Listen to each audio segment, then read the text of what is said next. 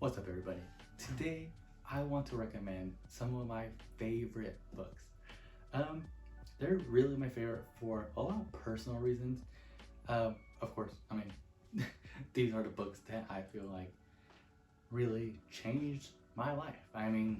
There was a point in my life where I wanted to be a civil engineer, partly because my dad wanted me to do it. Not gonna lie, but I was pretty good at math. I was a year ahead in high school. Could have been 2 years, but I missed a lot of school days. It's a whole thing. But anyways, let's get started. So the first book that I want to talk about is a pretty big classic in American literature, and that is The Adventures of Tom Sawyer. I actually love this book so much. I like how the picture right there is actually depicting probably my favorite scene.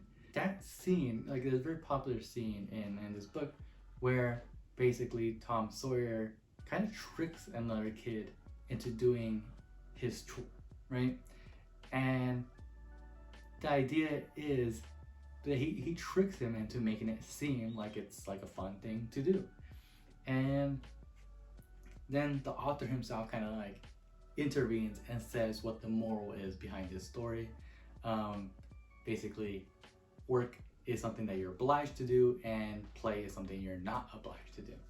And I just really enjoyed that so much. I don't know, I was like in high school. I was probably a freshman in high school, and when I read that, I liked it so much just because, like, it was insightful, but it also was backed up by the story, and that was impactful to me.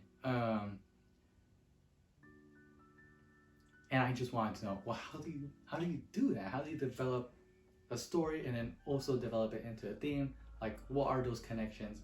Was there anything, like in the writing that was really well done as well? And because of those questions, I just started being more curious about all these other things. There's like way more fancier terms that I'm gonna avoid. But really, I got into like story writing. I got into just writing in general, and I would say that was like the starting point for me.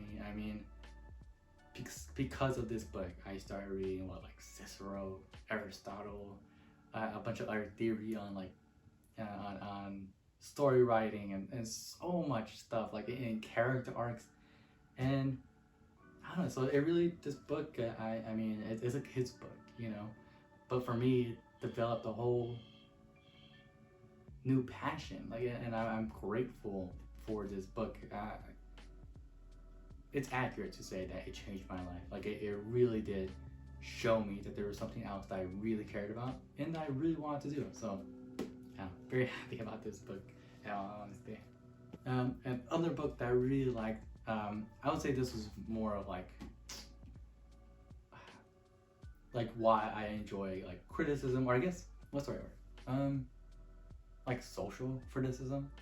And okay, anyways, the book I'm talking about is Illness as Metaphor by Susan Sontag. I love this book so much.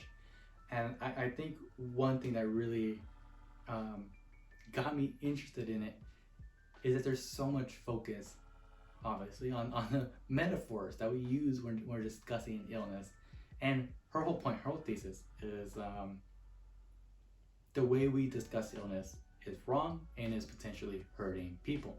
I don't know, just after I started reading this, I felt like I had more interest in like, okay, what argumentations are people using, and what does that mean? Like, is it okay that people say these things? I know some people hate that. Like, they're like, it's not that deep. Whatever. I'm definitely on the opposite side of that. Like, come on, let's not be so shallow in our thinking. Some things are deep, right? And she just makes some great points. And yeah, just look at, it's some pretty amazing writing that she has here. She writes, 19th century cancer patients were thought to get the disease as a result of hyperactivity and hyperintensity. They seemed to be full of emotions that had to be damped down. As a prophylaxis against cancer, one English doctor urged his patients to avoid overtaxing their strength and to bear the ills of life with equanimity. Above all things, not to give way to any degree.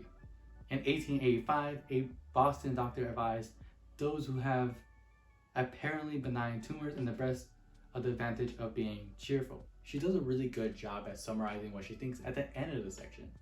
She writes, patients who are instructed that they have unwittingly caused their own disease are also being made to feel that they have deserved it. That's pretty smart. Like, I just, like, that really got me going, where it's like, wow, I should learn more about argumentation. And I kind of stumbled on, like, you know, I'm so happy that Google like exists out there, because it let me just research so much of this stuff. I mean, earlier when I was talking about Cicero and Aristotle, like, I still didn't really understand what they were talking about, but that word kept coming up with like rhetoric, where it's like, what is rhetoric? How do we define it? And what does it actually mean? Like, well, what does it mean to study rhetoric?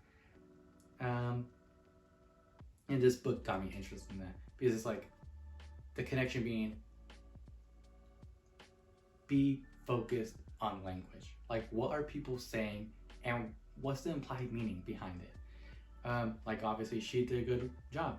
Mostly she's saying that we're doing some victim blaming in the way that we discuss diseases. And that's true even today. I mean, think about how people treated COVID. I remember, my God, that was so painful. I remember there was like this meme that was passed around where like the media was often blamed for it, right? And I think it said like, oh, COVID would stop spreading if people just stopped watching the news. So we're seeing like the same consequences, right? Like, people are putting this argument around about the media, and fine, maybe the media is definitely too like alarmy kind of thing with their news. Yeah, of course. But at the same time, if you're using that argument, you're making it sound as if the people are to blame. Like, when really, I mean, what outlet do they have to be informed here? And on top of that, if you're seriously making the suggestion that COVID would have stopped if people had been just avoiding that, well, that's pretty kind of a serious allegation, isn't it? Like, you are definitely blaming the people in that instance and not taking into account anything about the disease. And it's stuff like that that I just thought was interesting. I mean, I learned throughout college about like cultural scripts or various ideologies and why people keep to like certain ideas versus others, and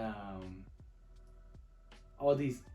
Really, I just learned about all these like nuances in our language, and I love that. I feel like this book, I mean, yeah, I quoted just a few passages, but really the whole book does that really well. It inspired me to go out and figure out on my own, and not just, of course, this subject, but really any subject. So, I don't know, changed my life, and that I feel like it was refining who I was, right? And refining my interests. And I don't know, it's like, I'm grateful for this book. I really appreciate her work, specifically Illness as Metaphor. And interestingly enough, I'm pretty sure I'm right about this, but one of her professors was Edmund Burke. So you can imagine, that guy, like, that was, you know, her teacher. Crazy. Like, I don't know if you know about him, but he's basically a big name in rhetoric, and so kind of yeah, the fact that there is even slight connection between them two is pretty just interesting. As a side note, I guess I say that. So the last book that I want to discuss is The Conquest of Happiness. I should be pretty brief with this one. Like, the reason why it moved me is just because I was a big fan of Bertrand Russell. Like, he has such beautiful sayings, and I feel like he really cared about people, and that's something that I've you know, I tried to change about myself. Like, you know, I get mad, you know what I mean? Like, I get upset because I worked, you know, customer service, and so I have those moments where it's definitely okay, I hate these people. I don't want to work with them. Blah blah blah. But at the end of the day, still people, and that's what matters. So when it comes to an important book for me, so when it comes to an important like writer in my view, Bertrand Russell, you know. And when I came along this book, I was really happy, just because he has some great stuff in here that like really, again, I feel like Susan Sontag, like it feels like he was like a mentor to me to some extent. Like even I know some of his quotes from the top of my head just because I love them so much, and plus they're a little bit short. The first one is hatred is foolish, love is wise. Another one, the good life is inspired by love and guided by knowledge. And the third one, this one's lengthier, but it's definitely one I think about a lot. He said, 3 passions, simple but overwhelmingly strong, have governed my life: the longing for love, the search for knowledge, and unbearable pity for the suffering of mankind.